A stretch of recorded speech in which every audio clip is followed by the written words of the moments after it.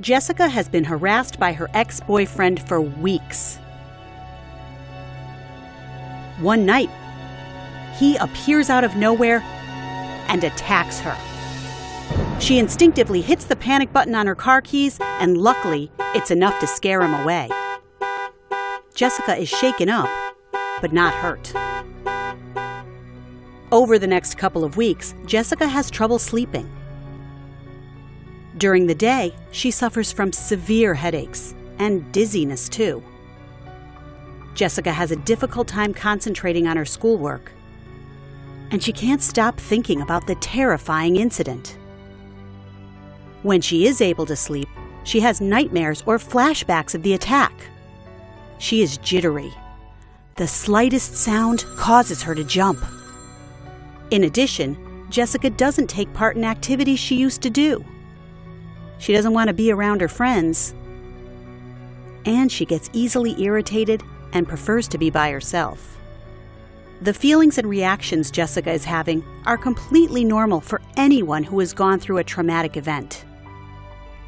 After a few days or weeks, those symptoms and side effects, for most people, will go away. However, with Jessica and many other people who suffer from post-traumatic stress disorder, or PTSD, the symptoms are very intense and last longer than a month. PTSD is a clinical diagnosis. PTSD is caused by going through a life-threatening event. It's an event that we perceive or actually can either threaten our own lives or those of somebody around us. Many of us go through life-threatening events and never experience post-traumatic stress disorder. Post-traumatic stress disorder can develop in a person after he or she directly experiences a life-threatening event, like a hurricane, a flood, or any natural disaster. Acts of violence like a terror attack, assault, or abuse can also cause PTSD. PTSD does not occur by watching TV. PTSD can develop in people who suddenly learn about a family member or friend who is seriously injured in an accident or suffers a shocking, violent death. Many times, post-traumatic stress disorder can develop over time in firefighters, policemen, EMTs, and people in the military who are repeatedly exposed to dangerous situations and traumatic events. This is called prolonged exposure. Have you ever been unexpectedly confronted by a large, scary dog barking at you? Have you ever seen an accident where people were seriously injured or killed? Or have you ever seen or lived through a violent tornado or other natural disaster? Automatically, your body reacts to a perceived threat with the fight or flight response. Innately, your body prepares you for a struggle or escape by causing a surge of adrenaline, stress hormones, and other chemicals to pump through your body, causing an increase in blood pressure and your heart rate. After the event, when the threat and danger are gone, your body goes back to normal. However, for people with post-traumatic stress disorder, their stress response system doesn't turn off like it's supposed to. PTSD is an interruption in the healing process. Post-traumatic stress disorder is best described as an interruption in the healing process after something traumatic happens. So it's that interruption in me getting through whatever transpired that causes PTSD. The difference between PTSD that's experienced by someone in combat, or a child or a teen, or anyone for that matter, there is no difference. Post-traumatic stress disorder, it's a series or a cluster of symptoms that make up a diagnosis. There is no difference between how you experience it. In the general population, statistics say that 7.8% of the entire population has post-traumatic stress disorder.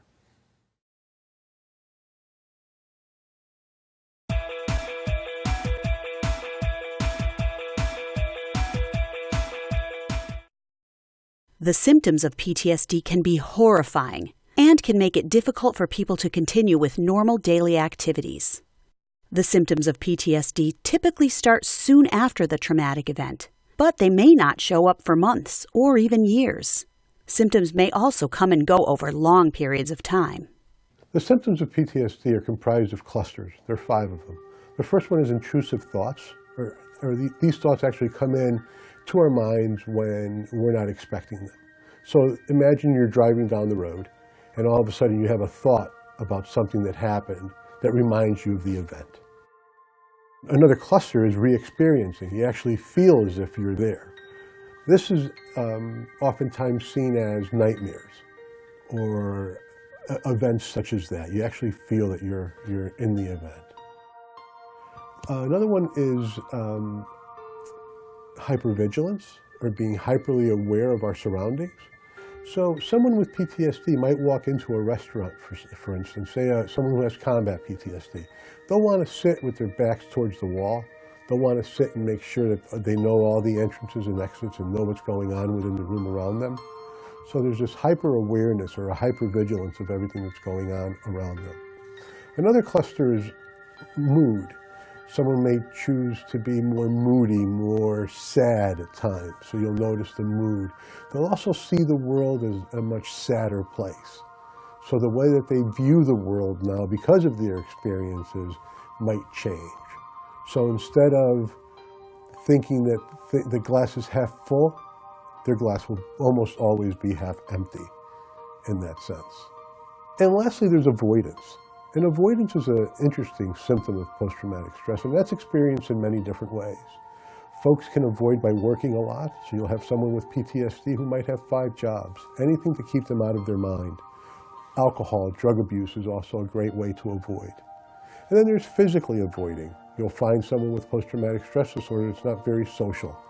This person will be alone. They'll be in the basement of a family gathering. They won't come to the living room or dining room where everyone's gathered. They'll be away more often.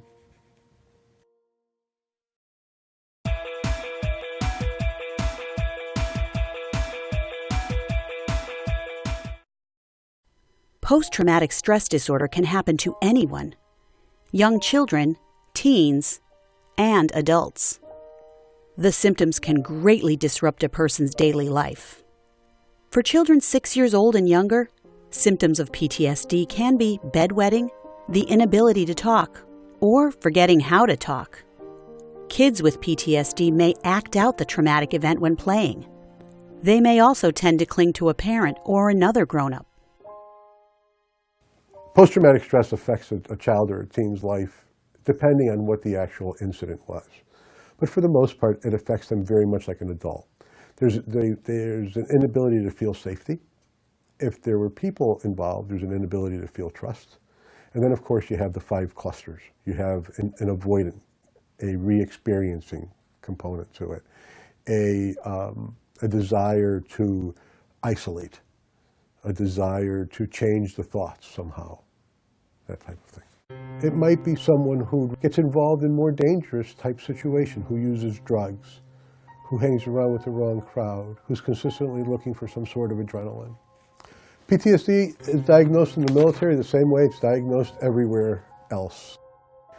PTSD impacts the veteran's life in that there's an inability to trust, there's an inability to feel safe. Most anyone that's experienced combat has seen true evil. We're raised in a society that tells us that the world is genuinely a good place and that good things happen to good people. Unfortunately, someone who's been through combat realizes that that's not the case, that true evil does exist. So you'll see someone who's gone through combat view the world very differently. Their sense of trust and safety is almost eroded. It takes them a long, long time to build those things again. And some will not build true friendships again for fear of being hurt, for fear of losing that person, because most combat veterans have lost a lot of people in battle. There's no doubt that PTSD can negatively impact many aspects of a person's life and the people close to that person. It can cause anxiety, depression, eating disorders, substance abuse, and other mental health problems.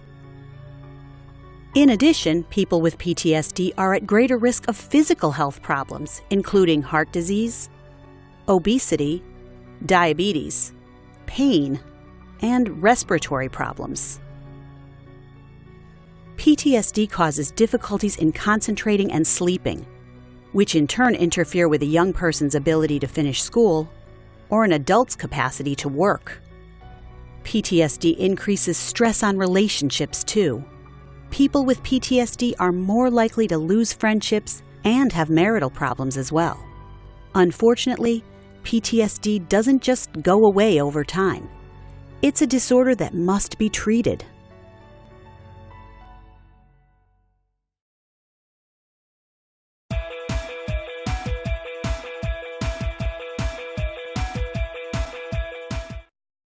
If the symptoms of PTSD have lasted 2 or 3 months, the chances that it will just go away on its own are very unlikely.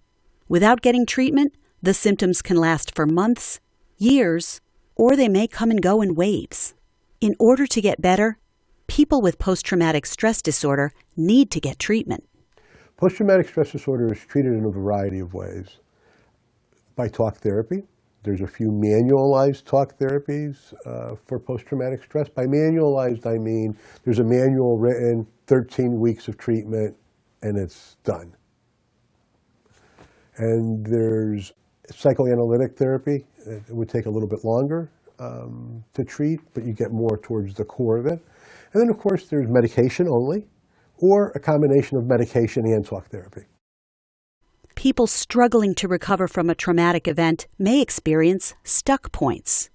Stuck points are related to making sense of the trauma, or how you think about yourself, others, and the world. It challenges your beliefs and affects your perception of safety, trust, power, esteem, and intimacy. Recent research shows one of the most effective approaches in counseling for post-traumatic stress disorder is cognitive processing therapy. One of the treatments is cognitive processing therapy. So yeah, we'll ask you to go back to that moment and think about it again. Because oftentimes, I have a guy, for instance, who, they were in a firefight, and the guy next to him was a sharpshooter. And the guy asked him to roll over so he can get a better shot at the guy. As he rolls over, the other guy takes his place. A mortar comes in and takes this guy out, kills him. The guy that lived is all messed up. Might call it survivor's guilt. But what's got to happen is he's got to go back there, and the reality of it is that he wishes it hadn't happened. He's blaming himself now for something he had no control over. Right? So it's taking him back there, understanding that what he's really saying is not that I should have done something differently, is that I wish something would have happened differently. I can deal with a wish all day long, but if I blame myself for something, it's very different. Therapy can help a person suffering from PTSD deal with feelings of guilt, shame, frustration, anger, and self-blame. What a person can do with PTSD to help themselves is educate themselves, find out what's going on, understand that what they're feeling are symptoms, and the symptoms are being felt by millions of people just like them that have undergone a situation, that there's nothing wrong with them, that they're just dealing with something that needs to be dealt with, very much the way a diabetic has to deal with his or her insulin. So the more that they learn about these things and the more they start to be able to question their reality.